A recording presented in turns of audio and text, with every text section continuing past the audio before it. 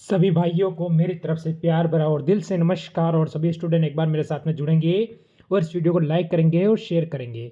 अगर आप अंतिम दिनों में, मैं बता दूं आपको, अंतिम अगर दिनों के अंदर आपको पता है कि बिहार पुलिस की तैयारी कर रहे हो मेरे मित्र, तो ये इंपॉर्टेंट क्वेश्चन हमेशा मैं आपके लिए लेकर आया हूँ। अभी तक जिन बच्चों ने क्लासें नहीं देखी वो देख लेना, क्योंकि मैंने इसे जीडी में जो पढ़ाया वही आया। और पिछली बार मैंने आपको बता दूं, जो क्लासों में मैंने बताया था वही आपके जो पेपर हुए थे बिहार पुलिस के, उसमें वही पूछे गए थे। यानी पढ़ाता हूं उससे कम 70 से 80% क्वेश्चन वो देखने को मिलते हैं। ये आपको ध्यान रखना है। पहला क्वेश्चन देखो, अशोक के शिलालेख की लिपि क्या थी? अशोक को आप सभी जानते होंगे कि मौर्य वंश का सबसे प्रसिद्ध शासक कौन था, तो उसका नाम था महान अशोक। तो उसका आपको बचा है उसकी भाषा कौन थी, यानी उसकी लिपि कौन सी थी। लिपि के बारे में इसने कहा है, तो हम सभी स्टूडेंट क्या कहेंगे यहाँ से? ब्राह्मणी सर, ऑप्शन नंबर सी बिल्कुल सही है। मेरे बच्चों, मेरे स्टूडेंट, अगला क्वेश्चन आपके सामने है, इसका उत्तर दीजिए। अशोक का कौन सा अभिलेख सबसे अधिक लंबा है? बढ़िया क्वेश्चन पूछा है। सबसे अधिक लंबा अभिलेख कौन सा है अशोक का? मेरे बच्चों, यहाँ से आपका उत्तर क्या होगा? तो आप सभी अगर बच्चे यहाँ से उत्तर दे देंगे तो लगता है कि आपकी तैयारी किस तरह की चल रही, क्योंकि अब अंतिम दिनों में आपको सिलेक्शन की ओर बढ़ना है। तो हम कहेंगे 7वां अभिलेख, ऑप्शन नंबर में स्टूडेंट सी बिल्कुल सही है। आगे बढ़ जाओ। कलिंग का युद्ध किस वर्ष हुआ था? ये कलिंग का जो महान युद्ध था, आप सभी को पता है, वो कौन से वर्ष में लड़ा गया था? क्योंकि सबसे भयंकर युद्ध लड़ा गया था, सबसे टॉप, सबसे घातक युद्ध आप इसे मान सकते हो। वो कौन से वर्ष में लड़ा गया था? 261, 263, 232, 240। यानी ये सब बीसी का होगा, ईसा पूर्व। ये आपको ध्यान रखना, ईसा पूर्व की बात चल रही, ईस्वी की नहीं चल रही। ईसा कर दूं चाहे मैं, यहाँ तो आप देखो तो मेरे स्टूडेंट कहोगे 261। ऑप्शन नंबर ए यहां से आप सभी का बिल्कुल सही रहेगा। आगे बढ़ो। प्राचीन नगर तक्षशिला निम्नलिखित में से किसके बीच स्थित था? प्राचीन नगर तक्षशिला के बारे में आपसे पूछ रहा है। अगर ये पूछे कि प्राचीन नगर तक्षशिला वर्तमान में कहां है, तो मेरे स्टूडेंट कहेंगे सर पाकिस्तान में। ये आपको ध्यान रखना है। पर क्वेश्चन आपसे पूछ रहा है किसके बीच में स्थित था। तो अब यहां से हम कह सकते हैं दो नदियां हैं, तो यहां से झेलम और हम कहेंगे सिंधु और झेलम। ऑप्शन नंबर मेरे स्टूडेंट ये बिल्कुल सही है आपका। आगे बढ़ जाओ, अगले क्वेश्चन का उत्तर देंगे।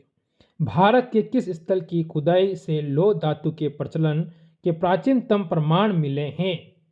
ऐसी कौन सी जगह है जहां से प्राचीनतम प्रमाण मिले हैं लौह धातु के? तो आप सभी स्टूडेंट क्या कहोगे? तो हम सभी कहेंगे क्या कहेंगे, यहां से अपना उत्तर देने की कोशिश करेंगे। A B C D. Takshashila, Atranji Khera, Kaushambi, Hastinapur. मेरे स्टूडेंट, यहां से जो बच्चा ऑप्शन नंबर बी देगा वो बिल्कुल सही और सटीक उत्तर बताता है। मेरे स्टूडेंट बताएंगे, एक अगला क्वेश्चन आपके सभी के सामने आया है, तो सबसे बढ़िया और सबसे टॉप क्वेश्चन है और इसका उत्तर देने की कोशिश करेंगे। बौद्ध धर्म में महायान और हीनयान संप्रदायों में सर्वाधिक मौलिक अंतर निम्नलिखित में से कौन सा है? मौलिक अंतर आपसे पूछ रहा है मेरे स्टूडेंट। यहां से आपको बताना है कि दोनों के बीच में अंतर क्या है। जैसे अहिंसा पर बल, जाति रहित समाज, देवी देवताओं की पूजा, स्तूप पूजा। मेरे स्टूडेंट यहां से सभी बताएंगे कि सर आप कहोगे तो ऑप्शन नंबर सी कि देवी देवताओं की पूजा। आगे बढ़ो अगले क्वेश्चन पर। जैन धर्म में सर्वाधिक बल दिया गया था। जैन धर्म के ऊपर सर्वाधिक बल किस चीज पर दिया गया था? जैसे कि सत्य बोलो, या भ्राचार्य पर, अहिंसा पर, अपरिग्रह पर। अपरिग्रह होना नहीं, ये आप काट दोगे यहां से। तो मेरे स्टूडेंट, मेरे बच्चों, ऑप्शन नंबर सी आप अहिंसा पर सर्वाधिक जोर दिया गया था जैन धर्म के अंदर। आगे बढ़ो। काबा क्या है? काबा क्या है ये आपको बताना है। काबा आपसे पूछा गया है। अगर हम यहां से देखें, जैसे हिंदू पवित्र स्थल, यहूदी पवित्र स्थल, मुस्लिम पवित्र स्थल, एक प्रकार के ग्रंथ। अब आपसे पूछा है कि काबा क्या है। मेरे बच्चों, मेरे स्टूडेंट, मेरे सारे भाई बताएंगे, मेरी बहनें, आप सभी कहोगे सर ऑप्शन नंबर सी मुस्लिम पवित्र स्थल को कहते हैं काबा। ऑप्शन नंबर सी यहां से बिल्कुल सही है। आगे बढ़ो। सेल्यूकस की अपनी किस पुत्री का विवाह चंद्रगुप्त मौर्य से किया था? यह आपको ध्यान रखना है।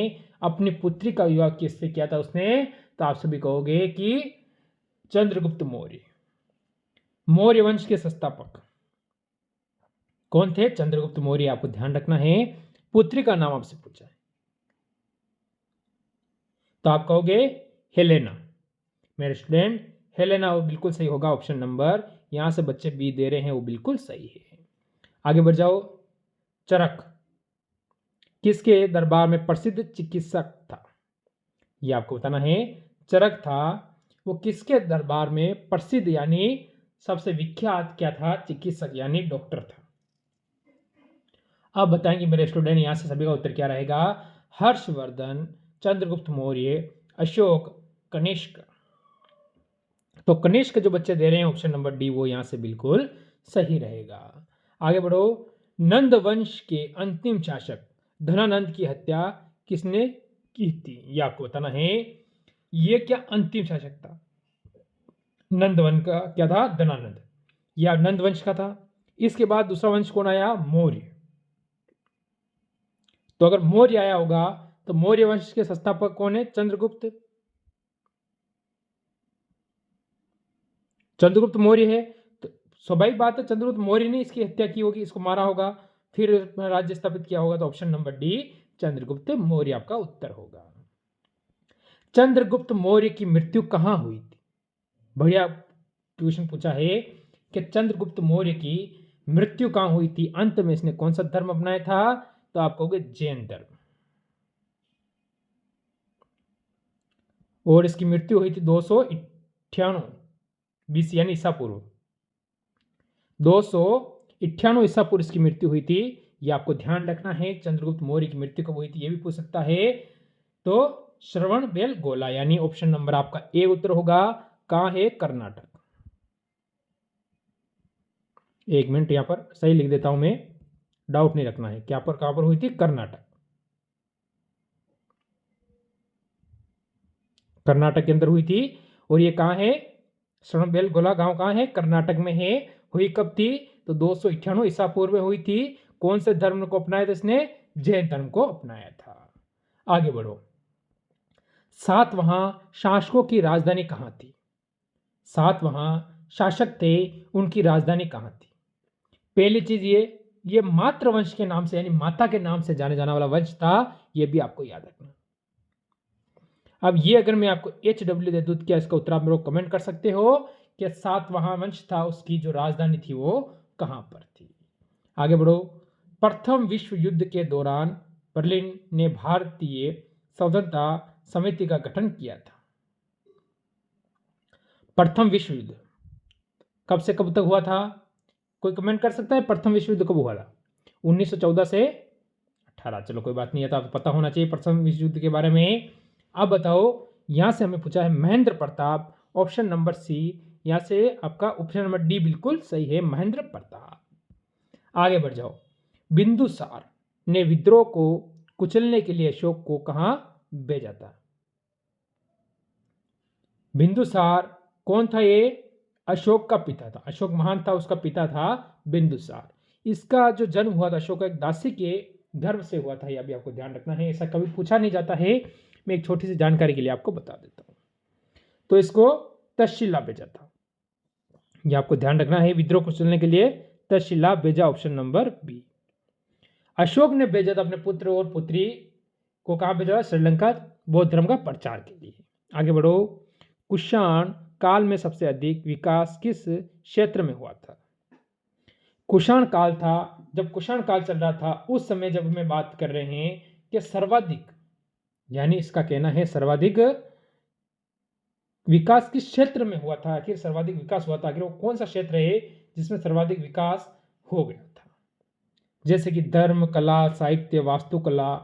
अभी यहां से मेरे स्टूडेंट उत्तर देंगे, सभी कहेंगे कला। ऑप्शन नंबर मेरे स्टूडेंट बी बिल्कुल सही है। यहां पर आगे बढ़ जाओ। कनिष्क की दूसरी राजधानी कहां थी? कनिष्क की एक दूसरी राजधानी थी, वो कहां पर थी ये आपसे पूछ रहा है कि कनिष्क की कितनी 2 राजधानियाँ थी। तो जो दूसरी राजधानी थी कनिष्क ने बनाई थी वो कहाँ पर बनाई थी? जयपुर, पेशावर, पंजाब, मथुरा। मेरे मित्र, कनिष्क की जो दूसरी राजधानी के बारे में अगर हमसे ये पूछ रहा है तो हम कहेंगे ऑप्शन नंबर डी, मथुरा हमारा बिल्कुल सही रहेगा। यहाँ पर आगे बढ़ जाओ। भारतीयों के लिए महान सिल्क मार्ग किसके ने आरंभ करवाया था? ये आपको बताना है। भारतीयों के लिए महासिल्क जो मार्ग था वो किसने आरंभ करवाया? अब हम यहाँ से क्या कहेंगे? क्या कनिष्क, अशोक सम्राट, हर्षवर्धन, अजातशत्रु? यहाँ से मेरे बच्चों, मेरे स्टूडेंट सभी अपना उत्तर बताएंगे कि आपका उत्तर क्या होगा। जो बच्चा ऑप्शन नंबर ए उत्तर दे रहा है वो बिल्कुल सही होगा। यहाँ से कनिष्क का आपका उत्तर एकदम सही है। एक बार इस क्लास को लाइक शेयर करें, जल्दी से कमेंट करें और अंत में इसको बताना है आपके कितने क्वेश्चन सही होते हैं, क्योंकि ये सभी क्वेश्चन सिलेक्शन वाले क्वेश्चन हैं। किस राजवंश ने सर्वाधिक तांबे के सिक्के जारी किए थे? ऐसा कौन सा राजवंश था? आज आप देख रहे होंगे सभी हिस्ट्री के क्वेश्चन ही हैं, क्योंकि हिस्ट्री के हमारे यूपी आपको पता है बिहार क्वेश्चन कम से कम 3 से 4 क्वेश्चन पूछे जाएंगे, तो क्यों ना हम 3 से 4 क्वेश्चन क्लियर ही कर लें। अब कहोगे तो हमारा जो उत्तर होगा जैसे मौर्य वंश, कुषाण वंश, गुप्त वंश, चोल वंश। आप सभी स्टूडेंट बताएंगे हमारा उत्तर क्या रहेगा। बिल्कुल मेरे स्टूडेंट, कुषाण वंश ऑप्शन नंबर बी उत्तर दे रहा है वो बिल्कुल यहाँ पर सही रहेगा। आगे बढ़ो। सत्याग्रह आश्रम की स्थापना किसने की थी? सत्याग्रह हुआ था, नमक सत्याग्रह। पता है आप सभी को नमक सत्याग्रह हुआ था? जब नमक पर क्या किया अंग्रेजों ने कानून लगाया था, उस पर सत्याग्रह हुआ था, तो उसकी स्थापना महात्मा गांधी। मेरे स्टूडेंट ऑप्शन नंबर ए यहाँ से आपका बिल्कुल सही है। आगे बढ़ो। भारत की सबसे लंबी रेल सुरंग पीर पंजाब रेलवे सुरंग, इसकी लंबाई कितनी है? ये आपसे पूछ रहा है। पीर पंजाब जो रेलवे सुरंग है उस सुरंग की लंबाई कितनी है? मेरे स्टूडेंट, मेरे बच्चों, मेरे भाई, ये आपसे पूछ रहा है। अब बताएंगे सारे स्टूडेंट कि आप सभी का उत्तर क्या होता है। क्या कोई मेरा बच्चा, कोई स्टूडेंट इसका उत्तर दे सकता है? बिल्कुल आप दे सकते हो। Option number C 11.215 kilometre. मेरे स्टूडेंट ऑप्शन नंबर यहाँ से सी बिल्कुल आपका सही है। आगे बढ़ो। उल्टा झंडा किसका प्रतीक है? जब झंडा उल्टा होता है तो किस चीज का प्रतीक है? आखिरकार जो झंडा उल्टा हुआ है उसका कारण क्या है, उस प्रतीक किसका है, ये हमसे पूछ रहा है। विरोध का प्रतीक है, राष्ट्रीय शोक का प्रतीक है, संकट का प्रतीक है, या समर्पण का प्रतीक है? तो हम क्या कहेंगे? जब संकट का प्रतीक होता है तो झंडा उल्टा कर दिया जाता है। मेरे स्टूडेंट ऑप्शन नंबर सी उत्तर बिल्कुल सही रहेगा। आगे बढ़ो। अंतर्राष्ट्रीय चाय दिवस कब मनाया जाता है? ये क्वेश्चन शायद मैं किसी न किसी में करवाया था मैंने, ये अंतर्राष्ट्रीय चाय, अंतर्राष्ट्रीय कॉफी दिवस, ये क्वेश्चन मैंने किसी न किसी में करवाया था। चाहे यूपी पुलिस में कराओ, बिहार में कराओ, या फिर आरपीएफ में कराओ, एसएससी एमटीएस में, किसी न किसी क्लास में मैंने करवाए थे क्वेश्चन। आप कहोगे 15 दिसंबर। मेरे स्टूडेंट ऑप्शन नंबर यहाँ से तो ए वाला ही हमारा बिल्कुल सही रहेगा। बढ़ो अगले क्वेश्चन पर। गुलरुखी उपनाम से कौन सा शासक फारसी में कविता लिखा था? गुलरुखी, गुलरुखी। अब आपसे यहां से होगा आपका उत्तर क्या है? बकलौद लोदी, सिकंदर लोदी, इब्राहिम लोदी, शेरशाह सूरी?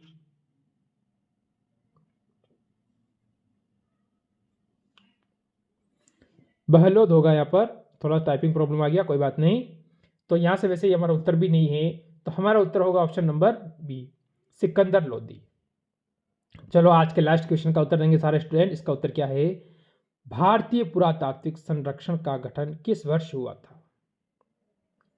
भारतीय पुरातात्विक संरक्षण का जो गठन हुआ था वो कौन से वर्ष के अंदर हुआ था मेरे स्टूडेंट? 1861, 1904, 1953, 1954। भारतीय संरक्षण यानी पुरातात्विक संरक्षण का जो गठन हुआ था मेरे स्टूडेंट, आप कहोगे ऑप्शन नंबर ए सर बिल्कुल सही है, 1861। तो ये थे आज के टॉप क्वेश्चन। सारे स्टूडेंट कमेंट करेंगे कितने क्वेश्चन आपके सही हुए हैं। अच्छा लगा हो तो लाइक शेयर करें। मिलते हैं कल इसी समय एक और बेहतर क्लास के साथ। सभी को मेरी तरफ से जय हिंद, जय भारत।